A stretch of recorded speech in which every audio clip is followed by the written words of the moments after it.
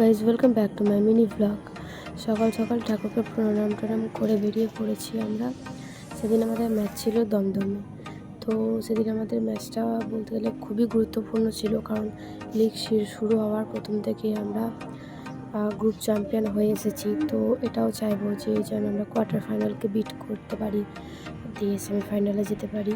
কথা বলতে বলতে পৌঁছেও গেছি আমরা স্টেডিয়ামে। তো চলো ভেতরে যাওয়া যাক, তারপর বাকি কথা বলছি।